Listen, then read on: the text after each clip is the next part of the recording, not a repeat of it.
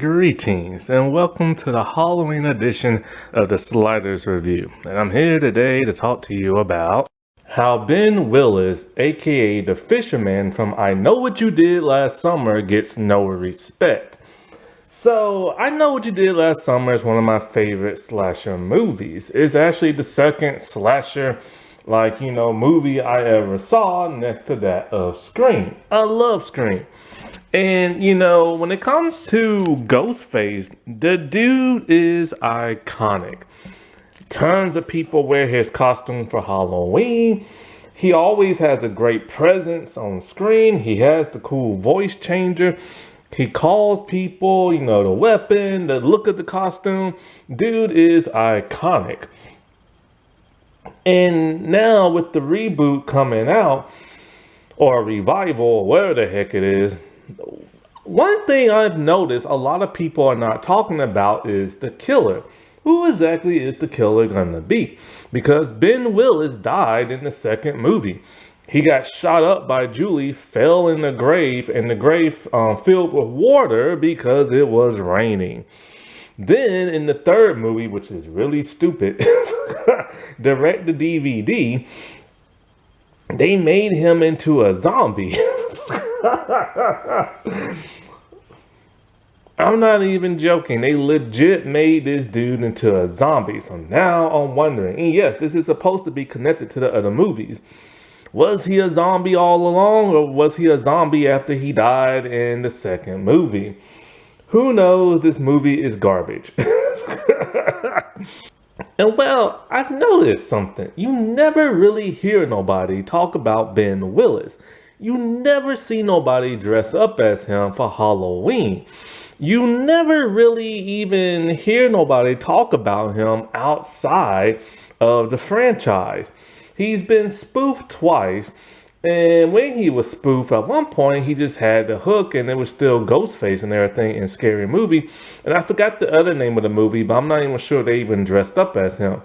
And so it's kind of like, it's a shame this dude don't get more love and everything. He was actually a pretty cool villain. He was a pretty smart slasher and everything. But, sadly, he is not as iconic as like a lot of the other great slasher, killers and stuff. Here's the thing. I like the idea of him, being a killer out for revenge. That is his whole thing. He killed somebody about 2 years ago when they killed his daughter. And so he killed that man. When Julie and her friends ran him over, he went out for revenge on them and started killing them one by one and everything. And, the thing about that is he doesn't have a gimmick. He's not obsessed with horror movies. He's not an insane asylum prisoner. He's not whatever the heck Jason was, He's just a regular man out for revenge and everything. And not only that, but they had to keep him different from Ghostface. So instead of calling people, he'll just leave you a creepy note. And as you're reading it, sometimes he'll go do something and sometimes he won't.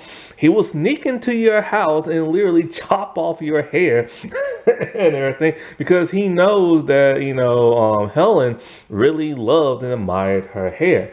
So then he chopped it off really short and everything, messing with her. He ran over Barry, but did not kill him and everything. He just stood above him. He taunts people, and you're just waiting for him to kill you and you don't know when. He plays that psychological game with you because, he's not going to get you right then and there. He's going to make you wait, and that's going to make you paranoid. That is so smart.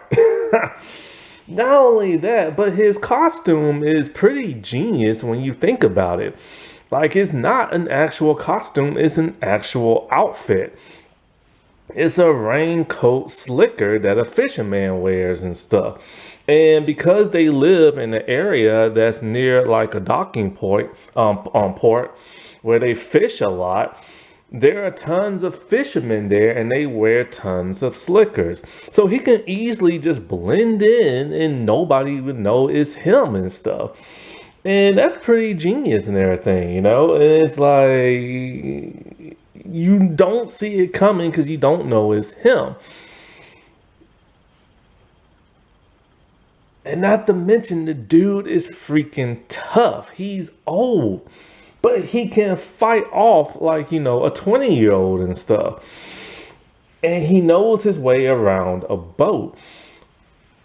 Now, and for the most part, he does all his killings on his own. He's had an accomplice in the second movie, his son, but his accomplice only just lured people to a certain location while he did all the killing. And even when he lost his hand, he was still able to kill folks and everything. Now, I will say this. The only real thing I don't like about him is, like I said this before when I talked about the movie, I don't understand how you can run from him and you can be a block or 2 blocks away and he'll walk extremely slow. He never runs. He just walks very, very slow. And somehow he's able to catch up with you within like a minute.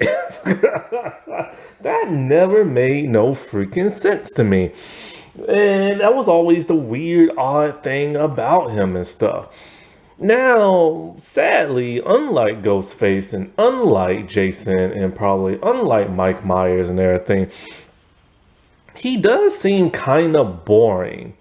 Like he's just there. Like because he never chases after you, because he just stands there looking at you for a long time and shows you his hook and everything. Like it does come off very just kind of like boring at times, you know what I'm saying?